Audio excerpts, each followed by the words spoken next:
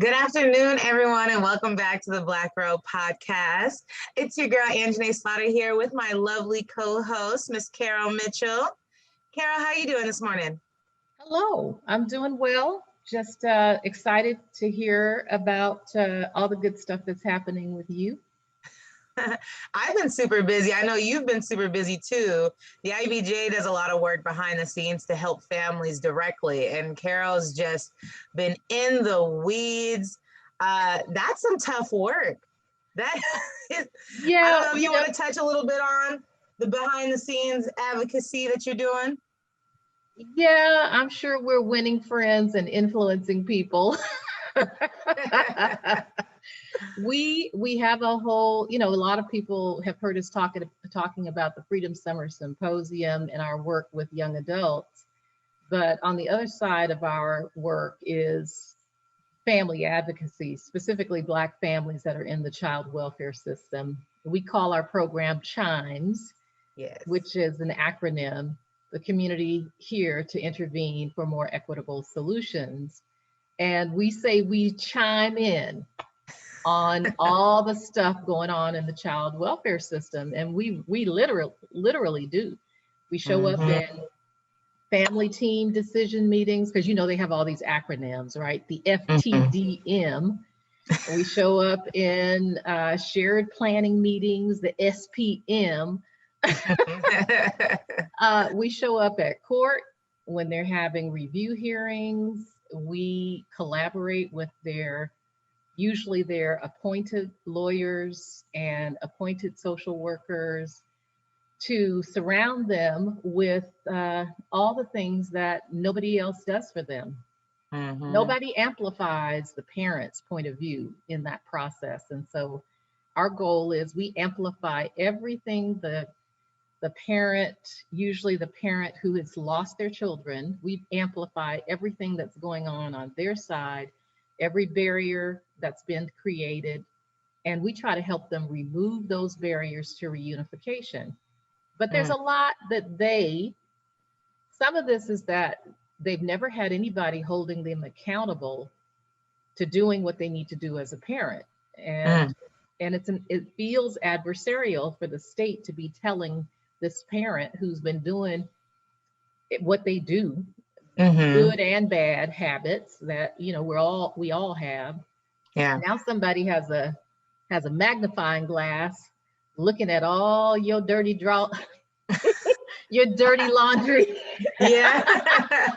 And saying you got to wash them things once a week. Yeah.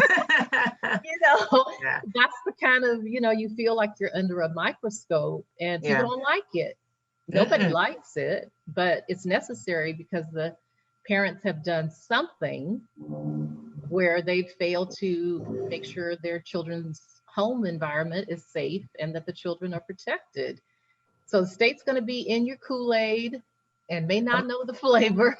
Yeah. But the CHIMES program just tries to help explain the system, remove the barriers, hold parents accountable, but we are definitely their advocate. We don't advocate on behalf of the system, we advocate for them. Yeah, and sometimes, that's what you need. Someone, of course, you always need someone in your corner to support you, but then, just hold you accountable, make sure that they're treating you the same way they're treating the next person, right? That's supportive, and it's necessary to give families. Sometimes we go into these conversations, you got like 8 people on the state side of the conversation, and here's the parent totally unfamiliar with the process, scared to death, lost their kids, so they're traumatized, and all they have is their overworked lawyer. And so we just decided, hey, how about we bring, maybe 5 beautiful, educated, sharply dressed Black women and men and others. It's not just Black folks that's on our volunteer group, but we bring folks in who do understand what's going on and can say, you know what, when that social worker was on the witness stand, we could tell she does not like our client. It has become personal and she needs to put herself in check. because this is about the children, doing what's best for the children. This is not about whether she likes the mother. Right. So we can see that relatively objectively because we're just the community observing what's happening, watching the process. And then when we see deficiencies and gaps, we point out the deficiencies and say, do your job the way you're supposed to, fix this thing over here. I also say to people, look, thank you for being collaborative and responding when we say something's not working. But sometimes really it is our parents who, they've never been taught. None of us get a manual for how to be a good parent. And many of us didn't have good parents ourselves. Let's just be honest. Right. We had good enough parents that we were able to take the best of what they had to offer us and fashion a good life out of it. But nobody that I knew had a perfect parent. I sure didn't. Right. No, not at all. But, and when we look at the ACEs, because that's something that we at the IBJ do, we look at the root issues. We can't blame the individuals. We can't blame the parents for, the lack of awareness, lack of knowledge, education around good parenting, because, we were never taught ourselves. We were stripped away from our families, predating. This goes all the way back to slavery. We talk about the post-traumatic slave syndrome, right? These are issues that we can see embedded in the way that we navigate these systems today, the way that we operate and move today, and so. And those systems were set up to make sure that we did not have strong, cohesive families, because that was a threat. That was a rebellion threat. And so breaking up the families and dividing people up and sending them off to different places. Hey, we've been doing that since 1619. So we're still, in some ways, our state systems are still set up, even though they say it's about reunification.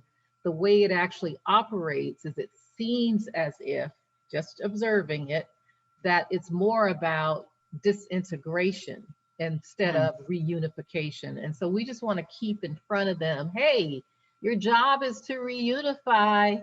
Right, that's the goal here. That's the goal. Let's do what's best for the babies. And if you don't like the mama, or you don't understand how she communicates, or you don't like the way her blue wig looks with her brown dress, hey, that's irrelevant stuff. It has nothing to do with whether she's a good enough parent for her children. Now, you had a good mother, and you had Dawn Bennett, a great mentor. Yeah. So now you're sort of proof of the concept that when people do have good parenting and good mentors around them to support where their parents might not have capacity or time, they can become very successful. So I want to talk a little bit about your success story today, because you're sort of the proof of the IBJ concept.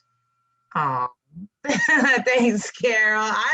I'm growing and evolving every day, staying in that student role, listening to my mentors like yourself and Dawn and even my mother, right?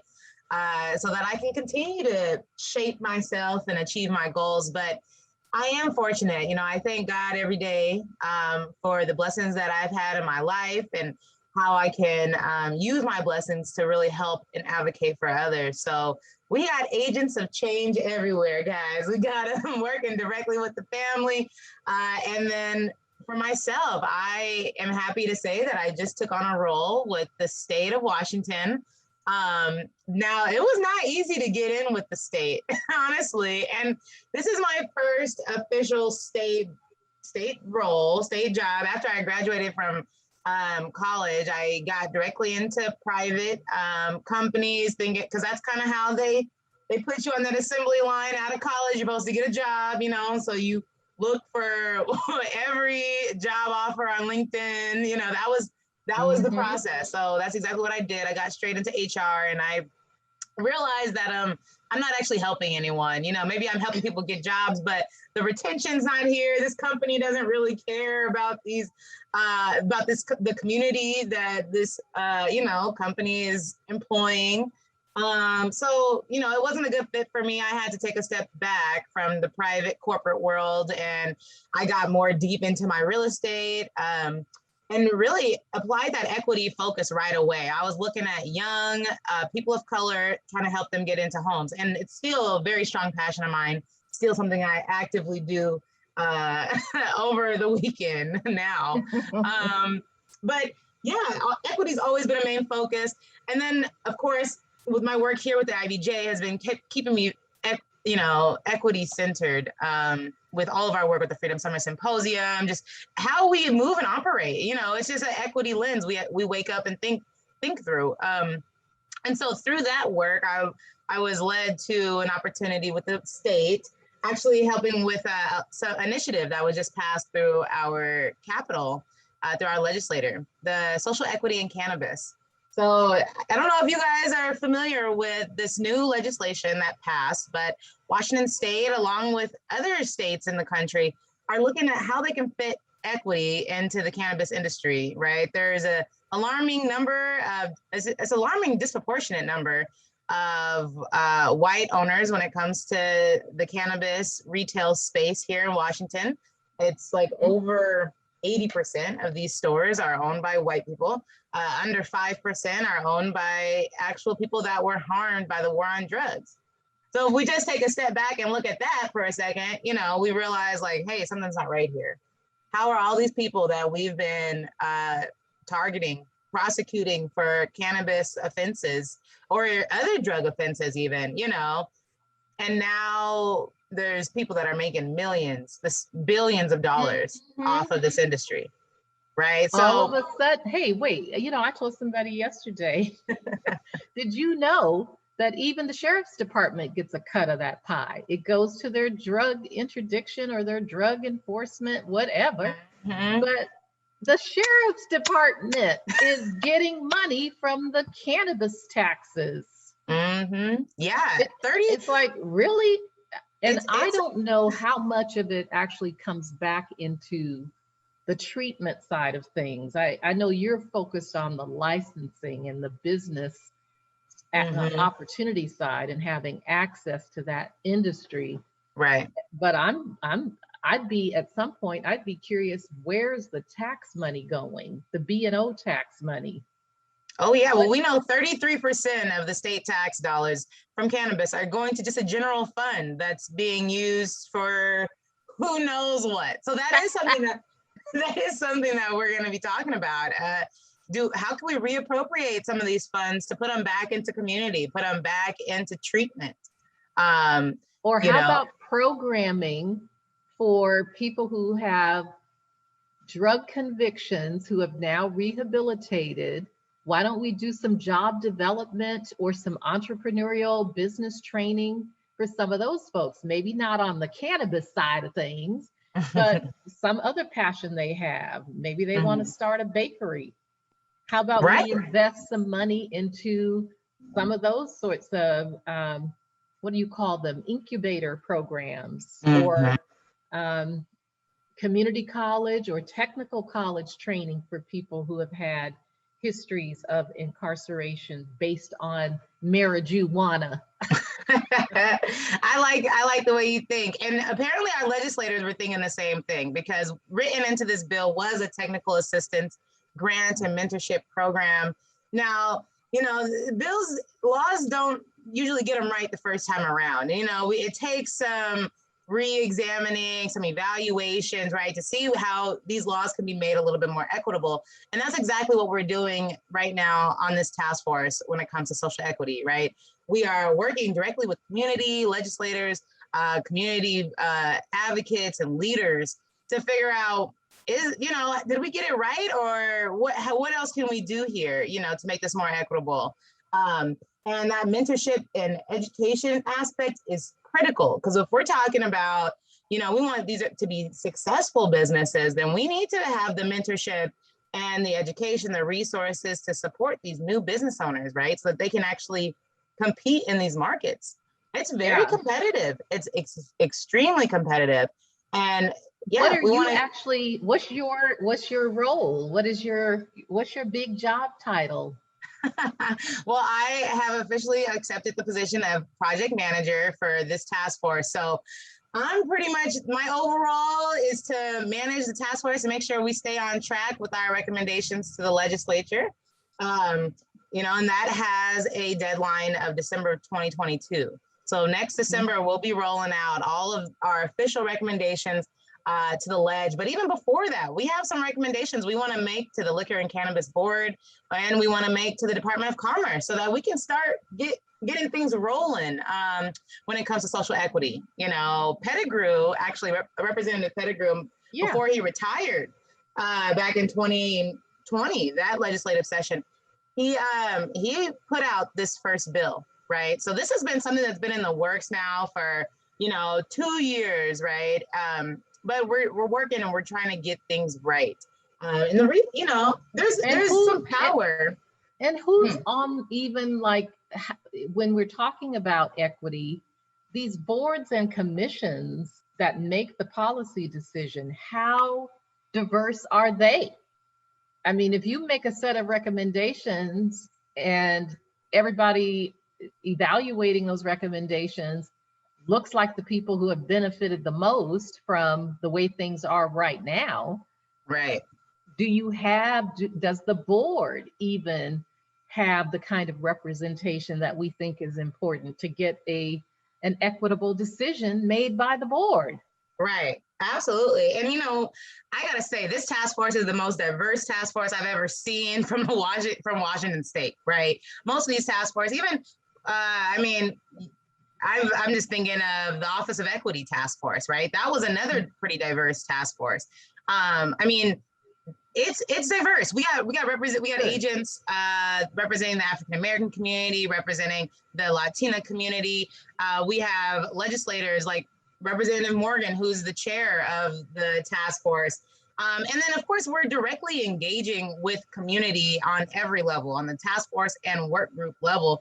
And community shows up to these meetings. A lot of Black community is showing up to these meetings. How do they show up? I mean, is it on Zoom? And tell us how people can know what's going on with this, because there's millions and billions of dollars at stake, like you said. Absolutely. So we have a website. You guys can visit us, the healthequity.wa.gov website. Join the distribution list so that you can receive updates, agendas, meeting materials for our upcoming meetings. It's all online. Everything is Zoom. It's super accessible. We try to have our meetings either in the morning or in the evening so that we can appeal to people that work during the day and those that don't stay at home. So you'll see meetings from 1 to 4, from 4 to 7, and from 9 to noon. We're really trying to meet everyone here at the table. And then having agents like myself and other really passionate, equity focused people doing this work. It does take time to get it right, and I think that's something that we need to talk about as a community. What about that? Civil rights. We didn't get civil rights overnight. Okay, with the civil rights movement, we had to boycott. We marched. We fought. We wrote. It was a long uphill journey. And, I could say, just looking back at the civil rights movement, when it came to economic justice, that was the last thing that we got. We didn't actually get the Fair Housing Act.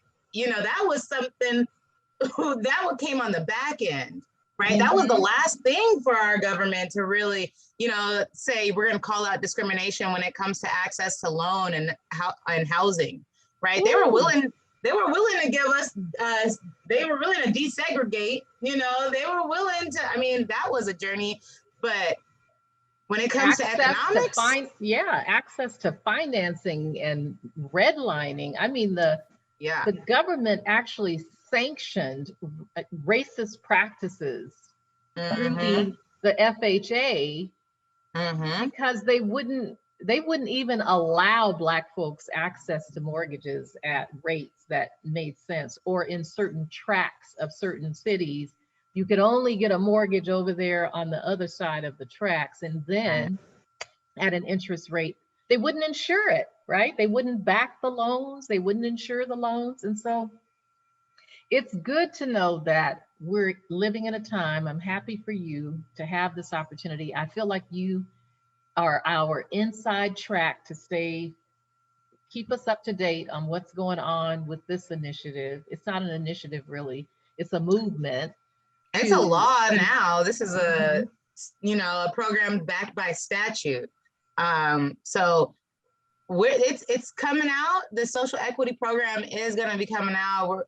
Everybody just keep your eyes out. I really just want to highlight that if we want to make long lasting change, and provide that economic justice, then we're going to have to do it through statute.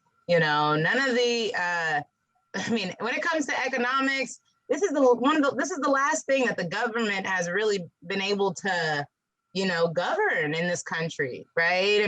This is a capitalistic country that has always kind of built on the highest bidder, and they've been doing that since slavery. They didn't include equity when they was buying and selling slaves. Hey, look, the Algonquin group during our symposium talked about Black wealth building as a strategy for securing justice, equity, and justice for all. They really strongly believe that this economic piece is, that's the leverage point for Black communities, that we have to find a way to get, if it isn't going to be reparations, at least it's going to be expanded access to industries that we have historically been excluded from. And we've got to get in there and grab a hold of it while there's an opportunity and leverage it for ourselves and for future generations. Now, some folks might say, hey, that's just legal drug dealing, right? Well, call it what you, how is it different from alcohol distribution? Our grocery stores are in that game now. So if you go in the grocery store and buy your Jose Cuervo, what's the difference? To right. me, And honestly, it's better no to have a regulated market than a non-regulated Black market. When we talk about public safety, and the harm that can come. Consistency, quality. Exactly. Yes, I agree. Same thing. But I know you have to go and get back to your day off, because you were giving us time on your day off from your government job. I want everybody to know she is not doing this podcast on government time. So there's no reason for you to be worried about that. We're podcasting on her day off, but I just want to congratulate you, Anjane, because the investment that your mother, your grandparents, your church, Don Bennett, other mentors made in you is paying off. And it may have taken 10 years or 12 years or even 25 years in your mama's case to see that return on investment, but you have definitely been worth what all of us have invested. I've had the shortest amount of time under your shade, under your light, I should say. Well, this is just the beginning. Thank you so much, Carol. This is just the beginning. I really want to encourage more young Black professionals to get into state government, honestly, not only just for the economic security, but because we need agents and advocates on the inside as well to make sure that initiatives like social equity are being carried out with that equity lens. People that are actually passionate about, redistributing wealth and providing access and equity to people who have been most harmed. We need advocates on the front end of both sides, right? And I'm just and you and your children deserve those medical benefits, the dental benefits, the life insurance, the retirement benefits.